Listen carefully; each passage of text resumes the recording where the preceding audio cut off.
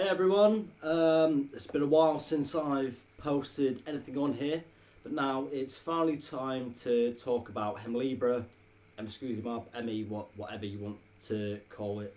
I know that I said I was going to post updates on me switching to this treatment, on the changes that I was experiencing. However, it took a little while for me to actually notice any major changes, so I thought it'd be worth waiting until I had enough experience of it and actually had something worth talking about, I suppose. I have done some things since having it. I've got a tattoo, which I posted about, and I've still been running and training for the marathon, which has been a little bit hit and miss since going on to the treatment.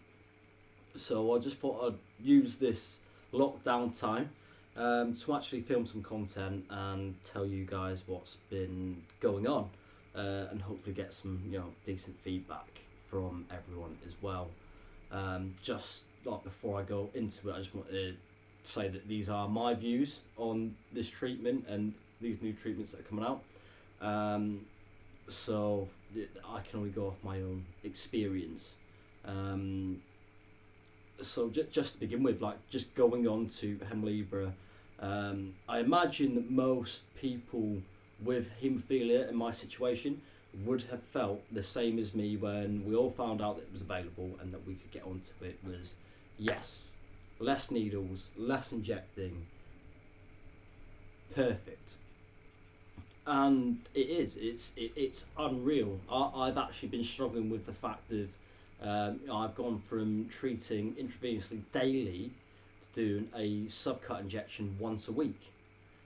So every day I'm constantly feeling like I've forgotten something.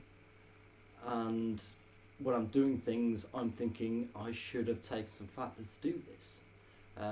It does allow so much freedom. It's unreal. But then it's an entirely different injection, so for me I found it very nerve-wracking just doing a simple 2-minute injection into the skin as opposed to something that can take everything from 5 to 20 minutes into the vein.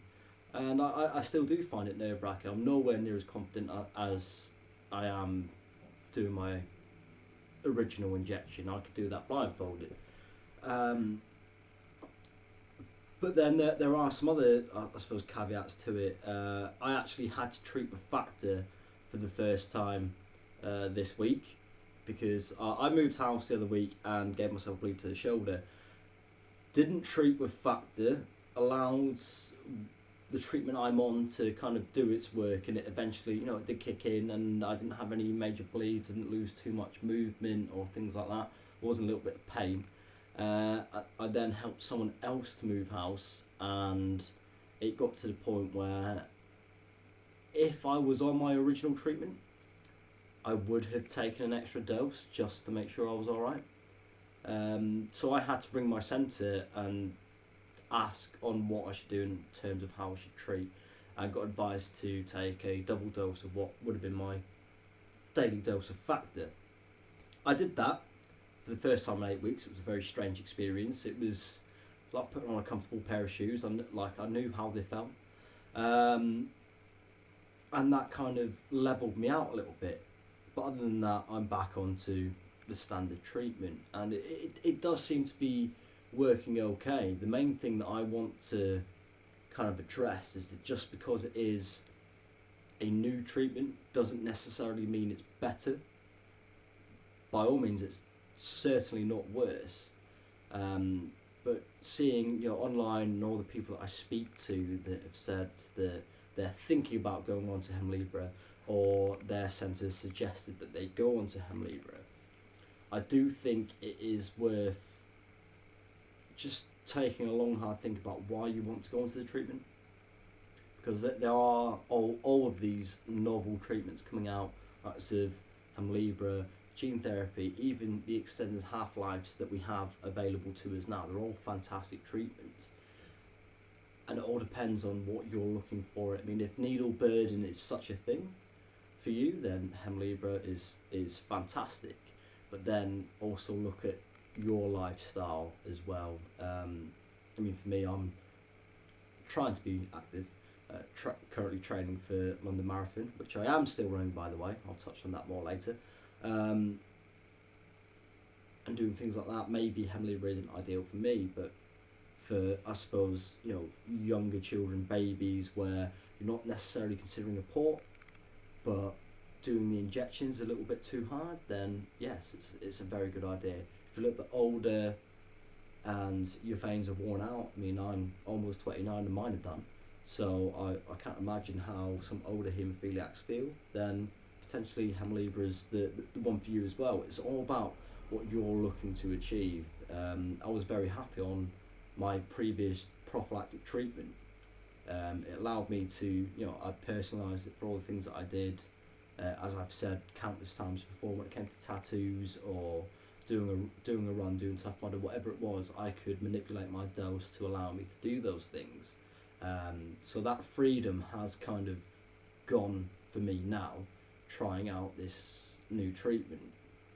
So when you are looking at things like this, I would just recommend having a real good think on what your treatment does for you. If it's just needle burden, then there are other options. You can look at longer treatments, extended half-lives and things like that, depending on what you're on. But it is also worth just taking that into consideration. We are in the best position you could ever be as a haemophiliac with everything that we have available to us. The access to treatment is unreal, but just make an informed decision about it, I suppose. I'm going to continue on Hemlibra for the time being, speak to my centre and see what kind of treatment plan we can come up with for London Marathon. I am still running it. It has been postponed till October. I just want to say thank you to everyone that has sponsored me already. I'm almost at the halfway mark. My goal was £2,000. I'm at £825. So thank you so much for your donations. You have no idea how much it means to me, how much it means to the society. It's all going to a good cause, especially in this current situation where we are limited somewhat in what we can do to raise funds. That they are still working tirelessly to continue the good work that they do. I did put a post up the other week saying if I managed to raise £300 in 2 weeks, I would shave my head, and I have more than achieved that. So the head shave is going ahead, but I thought to make it more interesting, instead of doing it the day before the marathon, whilst we're on lockdown, we could all use a laugh. So if you're fancy seeing a grown man cry cutting his hair, I will be doing it next week or so. I would really love to hit that £1,000 mark before doing so. So if you haven't donated yet, please do so. Even if it's just £1, whatever you can spare, I would greatly appreciate it. And if my hair grows back before the marathon, I will dye it red for the run. Other than that, if you've got any views, any questions, I'm going to try and do as many videos as I can whilst I'm locked down. And like I said, the head shave will go on within the next week. So thank you again. This is Unclottable, and I'll try and get some more posts up soon.